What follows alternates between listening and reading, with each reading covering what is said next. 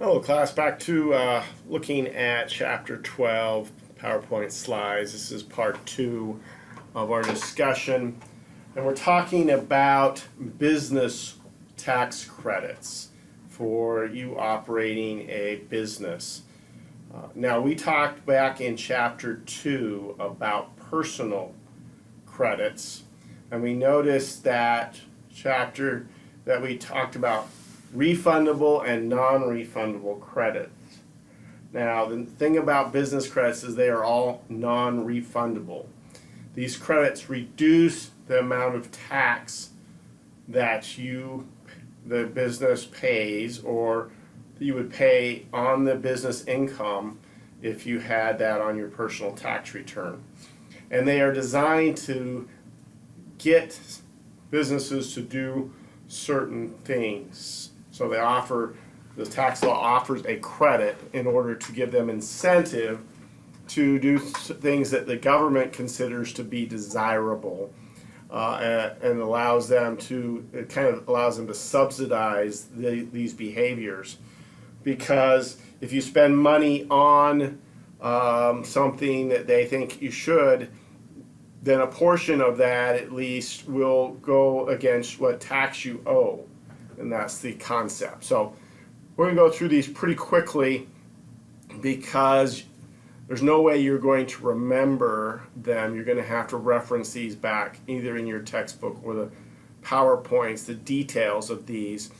But they are all considered a general business credit and are reported on the Form 3800 as in a general way, and then onto whatever form 1040 you file.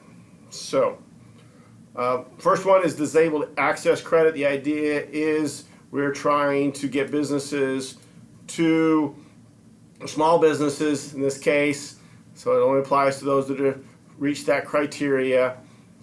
50% of the eligible expenditures exceed $250, so little things are not going to matter, but over $10,250, not over $10,250. So ramps, other types of accessibility things can qualify for this credit. Substantial rehabilitation. This is rehabbing buildings. We're trying to get businesses to rehabilitate, especially old buildings, rather than build new ones. Okay, so you see that there has to be a 20-month period, and notice that it has to be bigger than what you paid for the building before the rehabilitation. That's a big hurdle, and at least $5,000. Okay, so you get it if it's certified historic, on the historic register, whatever, you get 20%. If it's just old, 10%. Okay, spends $125 after we buy it for $100. Qualifies over, it is 1930, okay, so it's old enough to be, it doesn't have to be certified historic. That qualification, so the credit is 10%. So the total amount you spent, not on the $100,000 you bought it for, but the $125 you spent to fix it up. And there's some other rules about having to keep the major walls and things like that we'll not get into, but basically you can't just level it and start over again. You have to keep its historic and nature. So notice that when we go to calculate depreciation, we do not get to conclude the $12,500 credit. We subtract that out. Okay, so that gets us $12,500 less in taxes to pay. So you can't then turn around and get depreciation for that amount as well. That would be really double dipping. Okay. Credit for small employer health insurance. This has become even more narrow in the last couple of years. 50% or 35-year tax exempt nonprofit organization. All right. You have to pay more than the 50% of the premiums, and it has to be gotten through the shop marketplace, which is the exchanges that you've heard so much about, that is set up in each state. So if you get regular what should I say, insurance, that's not going to work. It has to be specifically in the shop marketplace, and you can only get it for 2 years. All right. So notice that it's very narrow in that you have to have 10 or fewer, and they have to be paid less than 26. Anything different than that is going to reduce your amount of your credit. So this is what it looks like if you have less than 10 and our average wages are only 20,000. Okay, so you're paying more than half, right? Okay, so you qualify under all right, of the 3 criteria. It's only in the first or second year. So your credit is going to be 30,000, which would be a significant reduction in your tax liability if you qualify under all those. But if your average wages are, you pay people too much, then you reduce by 4% by every $1,000. Okay, this is how you would calculate that. Okay, you reduce your amount of your credit by 16%. If you have more than 10 full-time employees, then you reduce by 6.667%. So you got the same scenario, except now you're over by 2, and this is full-time equivalent. So you're going to add up all your hours, you can divide by 2,050 in order to calculate how many you're over. So you can see this is very involved, as many of these credits are. The calculations, they make lots of hurdles and hoops you have to jump through. Make sure that you're doing what the government thinks is worthy of this credit. Okay. Provide child care on site for your employees. Okay, maximum. All right. So you get the expenses and also referral expenses. Okay, small employer pensions.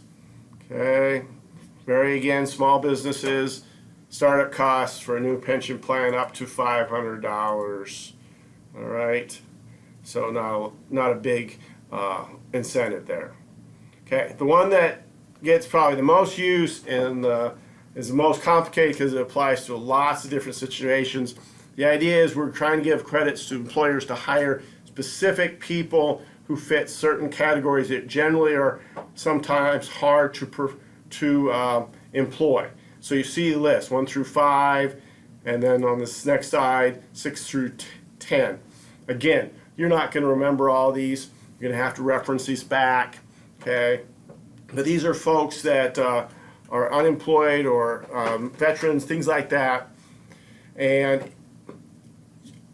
how do you determine if your employee fits one of these categories? You always have to use a third party to certify this, that ask them questions, because if you ask these kind of questions in the job interview, you're probably discriminating. So you have to find out after the fact sort of thing, unless they volunteer the information. So generally you use a outside party to follow up with new hires to find out if they fit one of these. Okay, so if they do, you can either get credit for either 40% or 25% of the first 6,000.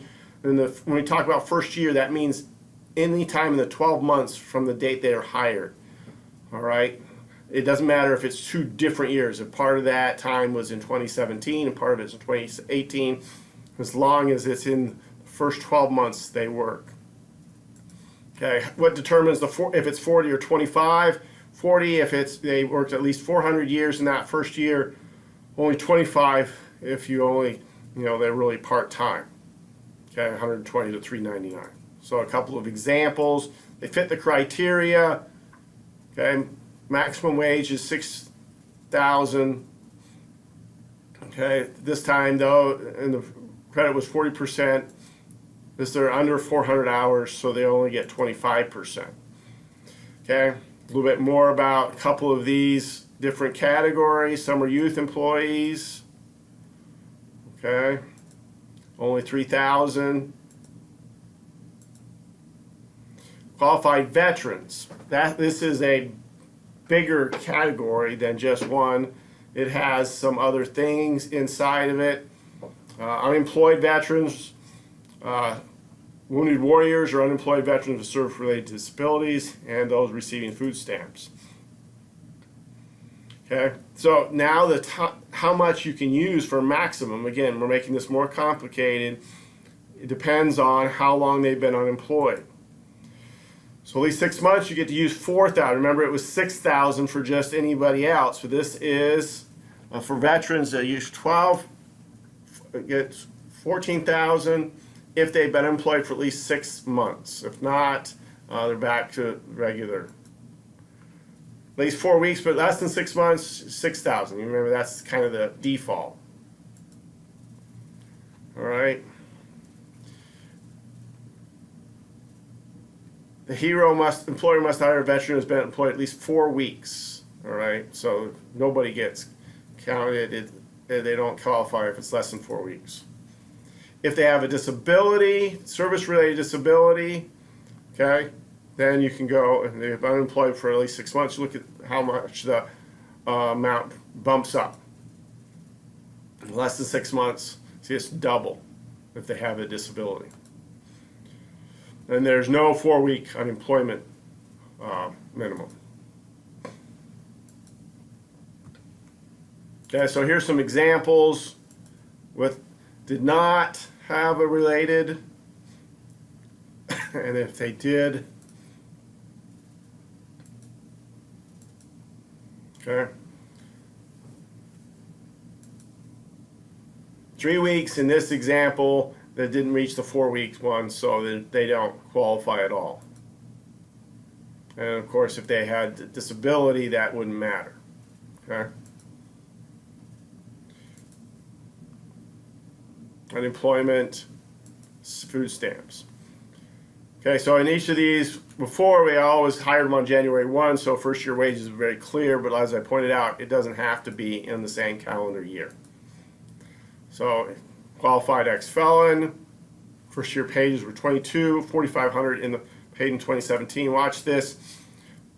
4,500 is what you include and use for your percentage. 40% for 2017. But notice in 2018, you still can't go over the 6,000. So you take the 6,000 minus the 4,500, and you take the 1,500 times 40%. So even though they were paid much more than that, you can only use up to the 6,000. Even though it goes over 2 years, 2 calendar years, you only use up to $6,000 in that work year, you might say. Okay. Same thing with the different percentages over 2 years. Okay. Some different examples for long-term family assistance.